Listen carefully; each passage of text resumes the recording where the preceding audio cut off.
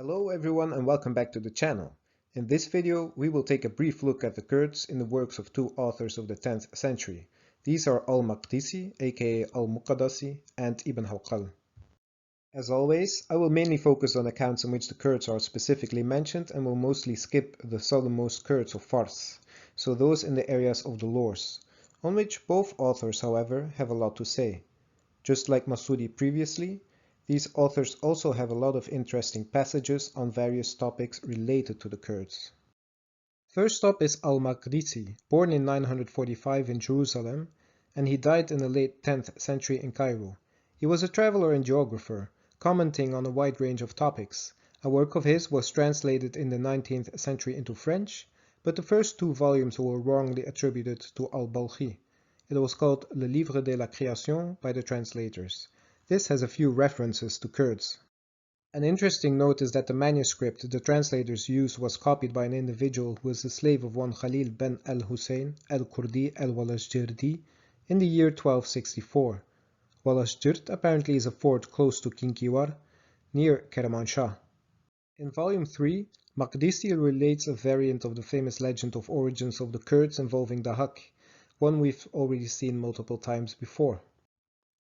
Then, a man called Qawi revolted at Ispahan, who carried a flag of goatskin or lion-skin, according to others, and called on the men to wage war against the Hawk. The latter feared this movement and fled. The rebels took Afereydun, made him king, and set him on the throne. He then made chase for the Hawk, captured him, strongly bound him and chained him to the mountains of Damavand. This took place on the day of Mirijan, that the Persians have venerated ever since, adopting it as a celebration. Iverasp had a cook named Azmail who, when they gave him boys to slaughter, spared one and sent the other to the desert. They say it's from them that descend the Kurds. The Persians attribute their success to the flag of Qawi. They had made it of gold and brocade. It never ceased to be preserved until the eruption of Islam. In volume 6, Maqdisi mentions two familiar individuals, ones that we've seen before. On Marwan II, he says, he was called Marwan al-Jadi, and he had for nickname the Donkey of Mesopotamia. The Umayyads detested slaves, because they had learned that their empire would fall because of a slave. Marwan had a Kurd for a mother. He was called al-Jadi, because Jad ibn Dirham, the Zindiq, had gotten hold of his mind. The other individual is Abu Muslim Khorasani. Maqdisi refers to Abu Dulama and his poem, in which he calls Abu Muslim Khorasani a Kurd and accused the Kurds of being traitors. A similar account is preserved by Ibn Khalikam. In this volume, we also find a short passage on the 9th century that I hadn't found before, set during the rule of the Caliph al-Mutamid, who ruled from 870 to 892. An allied revolted in Adharbayjan and took the name of Arafi Billah. He took the whole province. He assembled the Kurds and convinced them to err. In another work by Muqaddasi, translated to English as The Best Divisions for Knowledge of the Regions, we find more on the Kurds' geography.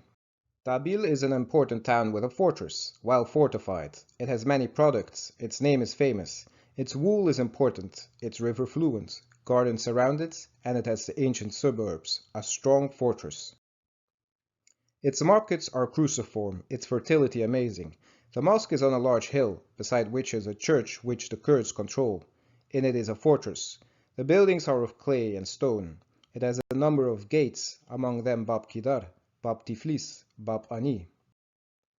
However, despite its distinction, the majority of the inhabitants are Christian, for its population has declined and its fortress gone to ruin.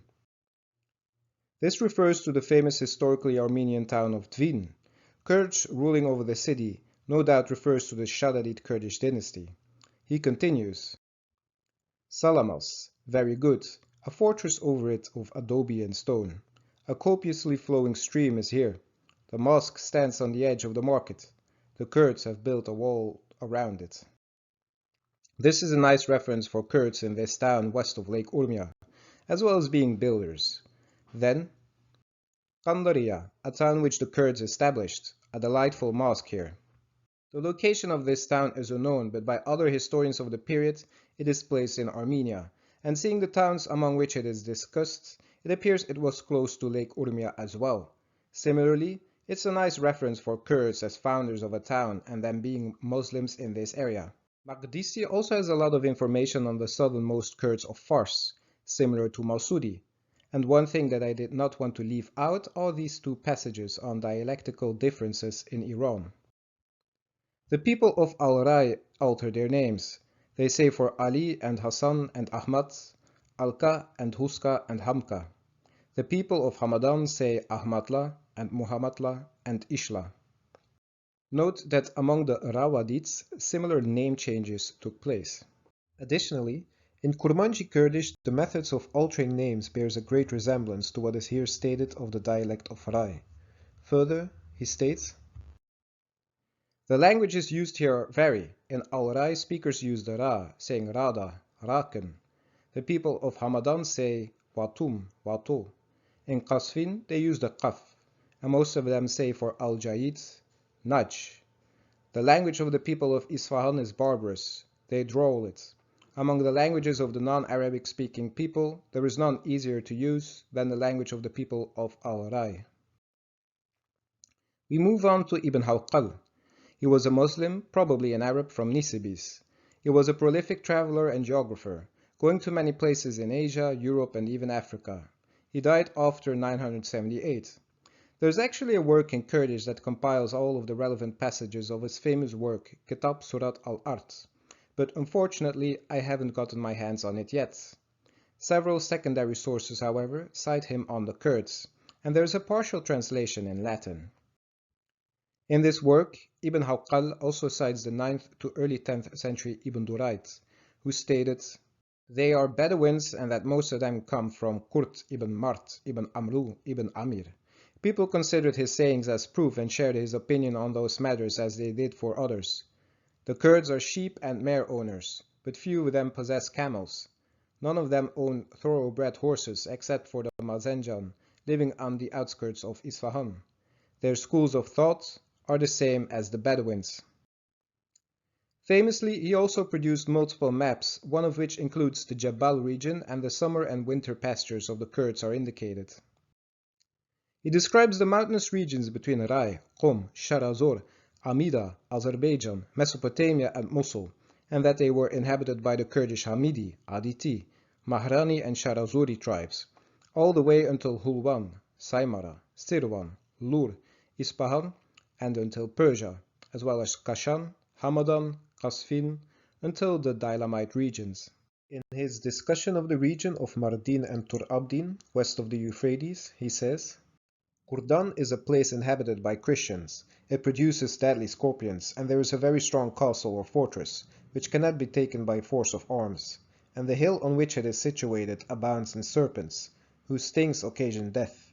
In the vicinity of Nisibin there is a mountain called Mardin, which from the bottom to the summit measures 2 farsang, and on it is another impregnable castle. Concerning Ushnu, he says, the city of Ushnu neighbors that of Urmia. It's also a city rich in trees, vegetables, cereals, fruits, raisins, and all kinds of foodstuffs. The city and its plain belong to the Hadbaniya Kurds. Furthermore, the town was also known for its fine horses and cattle.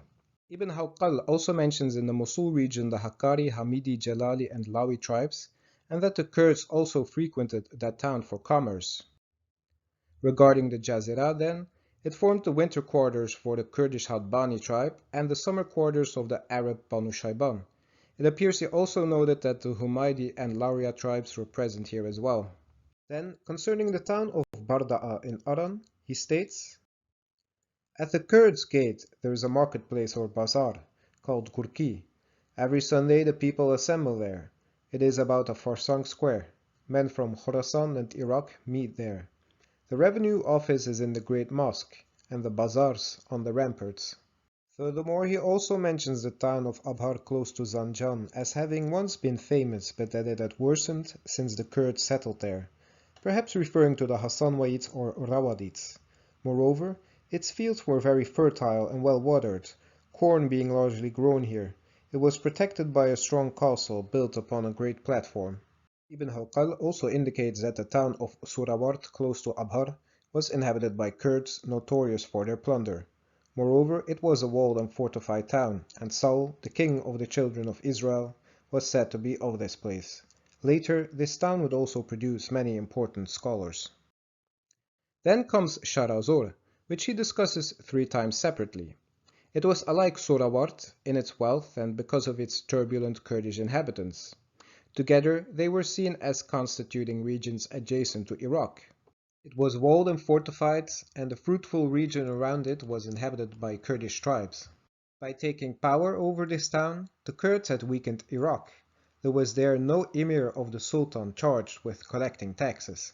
He also notes that the Buyid Sultan Adud al-Dawla had to carry out a punitive expedition into Sharazor to separate the Banu Shayban and the Kurds, who were linked through marriages and common affairs.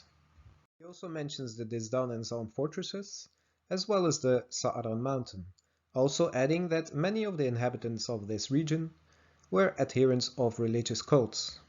In Khorasan then, there was a town called Antkhoi or Andakhut.